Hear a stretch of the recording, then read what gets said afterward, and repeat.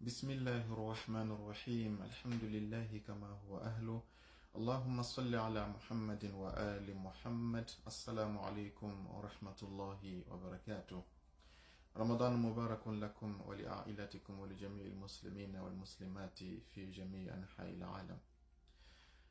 Nous sommes durant le mois de Ramadan qui approche à grands pas, qu'Allah nous donne ce mois et qu'Allah pardonne à ceux qui sont décédés avant de voir ce mois. Le prophète sallallahu alayhi wa sallam a fait un sermon pour accueillir le mois de Ramadan, un sermon que nous étudierons inshallah ta'ala de manière progressive et pédagogique. Aujourd'hui, nous allons essayer de toucher quelques points très pratiques, très sensibles sur le mois de Ramadan, des outils, des cas pratiques et concrets pour que vous soyez bien armés, bien préparés pour que le Ramadan qui vienne, les questions habituelles qui viennent, qu'on les écarte avant d'aller en profondeur vers l'éducation et la perfection de l'âme durant ce mois de Ramadan, Inch'Allah Ta'ala. Le mois de Ramadan, qu'est-ce qu'il faut savoir là-dessus? C'est que le Ramadan a été institué l'an 2 de l'Hégire. Le prophète, pendant les 13 ans qu'il a fait à la Mecque, il n'y avait pas de mois de Ramadan. On jeûnait bien sûr, mais l'obligation de jeûner tout le mois de Ramadan a été faite en l'an 2 de l'Hégire, à la fin du mois de Sha'ban, 3 jours avant la fin du mois de Sha'ban. Et à l'occasion, le prophète a fait un sermon qui est extrêmement important. Juste un avant-goût, il a dit Ayyuhan nas, qad aqbala ilaykum shahrullah, wa huwa shahru rahmati wal barakati wal maghfira. Il dit, ô vous les hommes, le mois de Dieu vous est venu avec la rahma, la miséricorde, la barakat, la bénédiction, la maghfira et le pardon. Il dit, shahrun du'aytum fihi ila diyafatillah.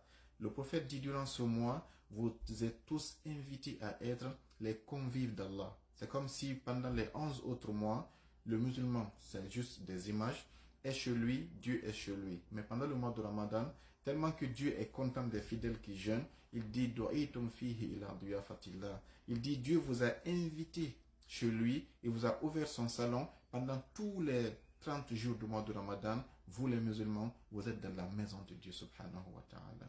Ça montre jusqu'où le mois de Ramadan est différent. Tellement que Dieu est fier de ce mois, il a dit as-sawmu li wa ana ajzi bihi. Il a dit, je vous ai dit de faire beaucoup d'adoration, la prière, la zakat, aider les pauvres, faire beaucoup de choses. Mais il dit, le jeûne m'appartient en personne, moi Dieu. C'est moi qui vais vous payer votre salaire main à main. Ça, c'est aussi une métaphore, bien sûr. Autrement dit, toutes les autres adorations, quand tu les fais, c'est comme si Dieu te fait un virement pour te remercier du travail que tu as fait. Mais il dit, pour le Ramadan, tu viens devant moi, je te paye face à face. Et il a créé une porte spéciale au paradis, qui est la porte de ceux qui jeûnent le Ramadan vont utiliser pour entrer au paradis. Donc c'est un mois extrêmement important. Et tellement que Dieu est content durant ce mois, il a coefficient la récompense de toutes choses. Non seulement il paye directement, mais aussi il a coefficié. Il a dit, subhanallah, si tu lis un seul verset durant le mois de Ramadan, moi Dieu, je dis aux anges, écrivez que cet homme a lu tout le Coran. Si tu lis 2 versets, Dieu dit, écrivez qu'il a fini le Coran 2 fois. Ça, c'est le mois de Ramadan. Il dit, quand tu fais une prière obligatoire durant ce mois de Ramadan, il dit, coefficié par 70 prières qui sont faites hors du mois de Ramadan. Si tu fais 2 rakats à la prière de Fajr le matin, tu as la récompense de celui qui a fait 70 prières de Fajr durant les autres mois qui ne sont pas Ramadan. Il est allé plus loin, lui, Dieu. Il a dit, il dit, quand vous dormez, votre sommeil durant le mois de Ramadan est une adoration. Votre respiration durant le mois de Ramadan, ce sont des subhanallah, walhamdulillah, wa la ilaha illallah, wallahu akbar. Subhanallah.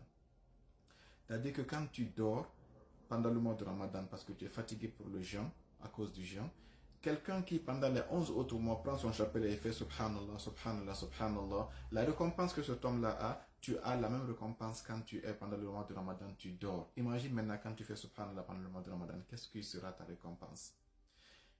Subhanallah. On va voir le khutbah. Tout ça, c'est dans le sermon du prophète durant le mois de Ramadan. Ça, c'était un avant-goût pour dire qu'il y a plein de choses à dire durant ce mois de Ramadan. Alors, c'est quoi le mois de Ramadan? On a dit qu'il a été institué à l'an 2 de l'Hégire. Et à travers quel verset? Surat al-Baqarati, verset 183. Bismillahirrahmanirrahim. Ya ayyuhalladhina amanu kutiba alaykum as-siyamu kama kutiba ala alladhina min qablikum.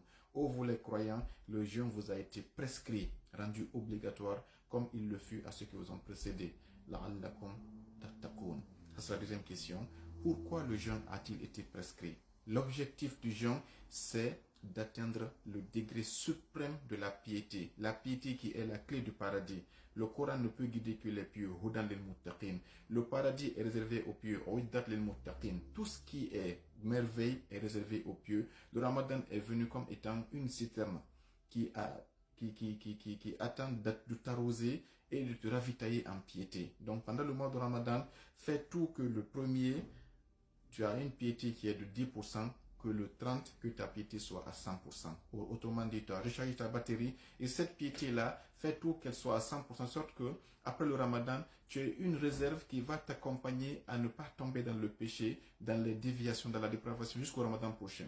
Même si à l'arrivée, tu auras encore peut-être 50% le Ramadan suivant ou 10% encore, le Ramadan qui reviendra aussi va te recharger ta batterie, te ravitailler en piété pour que tu puisses être toujours au sommet de la piété. Le Ramadan est l'occasion pour s'approvisionner en piété. Ça, c'est l'objectif du Ramadan. Maintenant, quand on regarde dans le Ramadan toujours, on verra que la vérité du jeûne, c'est quoi? C'est quoi la vérité du jeûne? C'est qu'il y a deux types de jeûne. Il y a le jeûne du corps et il y a le jeûne de l'esprit. Et les deux vont de pair. Celui qui jeûne uniquement avec son corps sans faire jeûner l'esprit, son jeûne est nul. Le prophète a dit, il dit, il y a plein de gens qui vont jeûner. Qu'Allah fasse qu'on ne soit pas parmi ces gens-là. Leur seule récompense sera la soif et la faim qu'ils ont ressentie durant la journée. Car chez Dieu, ils n'ont aucune récompense. Qui sont ces gens-là? Ce sont ces gens, l'exemple a été frappant. Le prophète était un jour dans la ville de Médine. Il a entendu une femme insultée en plein jour de Ramadan. Elle était en colère, elle criait.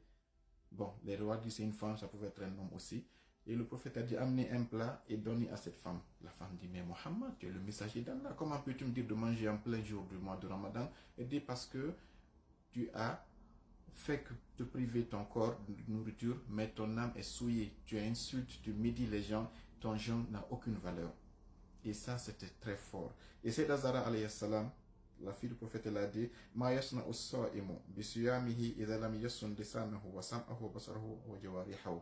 Que fait quelqu'un de fait de gêner le ventre si ses yeux ne gênent pas, si ses oreilles ne gênent pas, si sa langue ne gêne pas? Il regarde ce qui est interdit, il touche ce qui est interdit, il écoute ce qui est interdit, il médit les gens, il insulte les gens, il raconte n'importe quoi. Imam Al-Askari a dit, c'est l'imam Abu Abdullah, il a dit, Iza sumta, si tu jeûnes, falyasum sam'uka, que tes oreilles jeûnent, wa basaruka, que tes yeux jeûnent, wa sha'aruka, même tes cheveux doivent gêner, wa jilduka, ton corps doit gêner, wa addad ashan kasiyan.